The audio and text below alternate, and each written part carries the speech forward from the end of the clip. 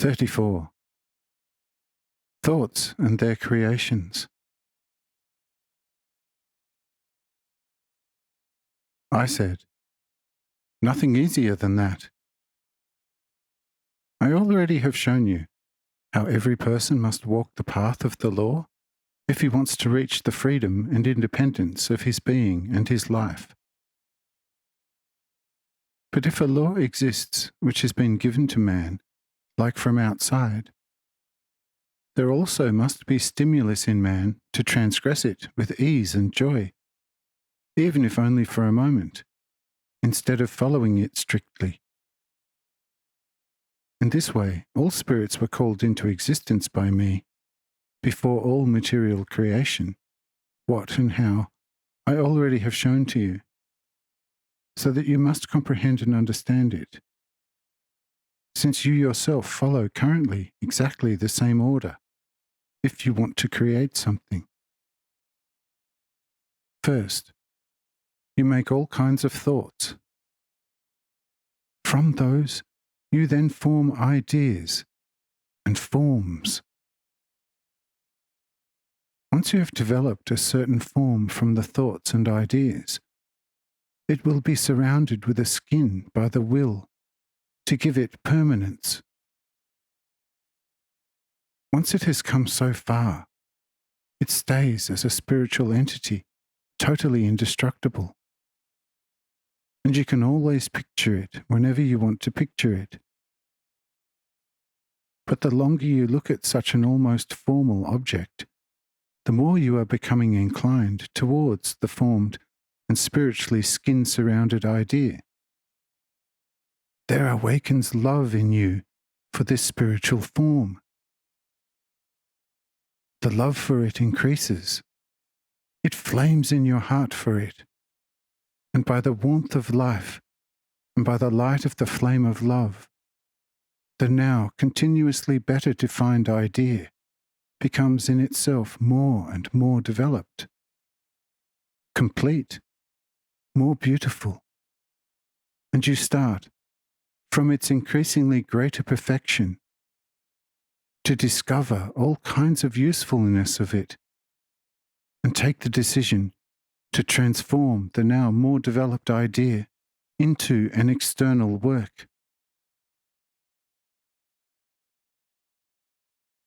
Initially, you make drawings on parchment, and this for as long as the drawing completely resembles the already developed spiritual picture in yourself.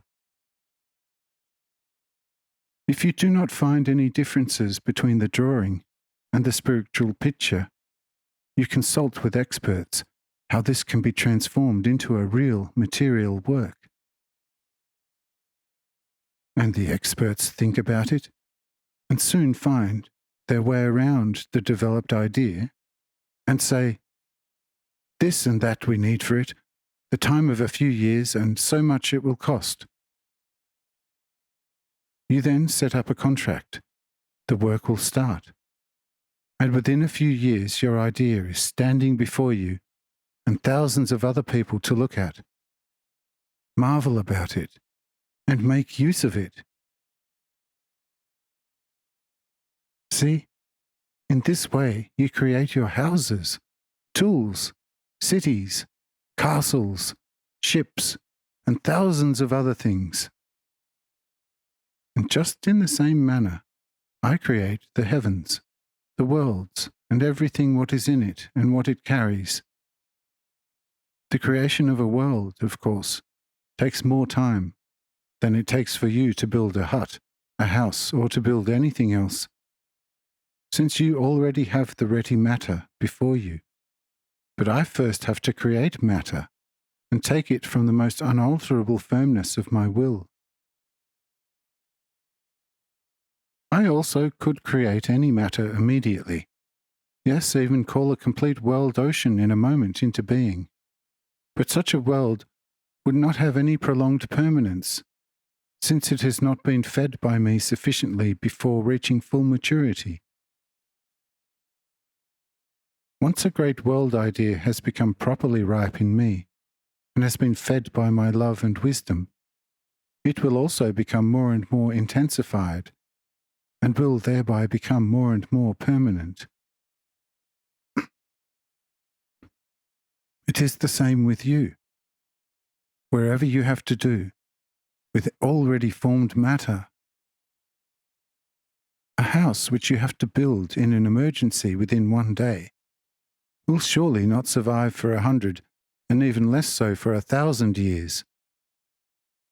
But with buildings whereby in the beginning the formed idea has been ripened in you for a longer period of time, and becoming continuously clearer by the reflection of your idea about what is required to transform such a form into a most possible permanent and most perfect workable existence, then you will also create something durable like the pyramids, which already by now, as known to all educated mortals, are standing nearly for 2,000 years, and weather all storms and will stand for more than 4 times their current age, externally only little weathered.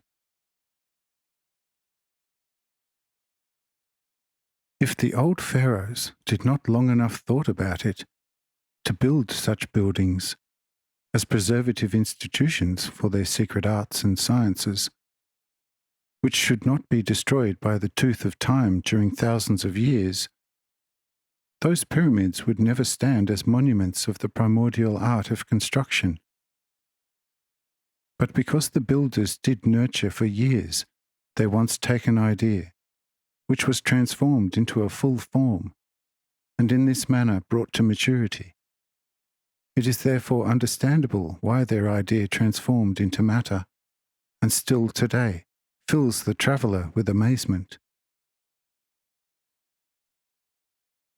Indeed, subsequently people learned to think quickly and were able to quickly develop out of the sum of their thoughts an idea, which was sometimes even quite complicated, and most often transformed it into reality.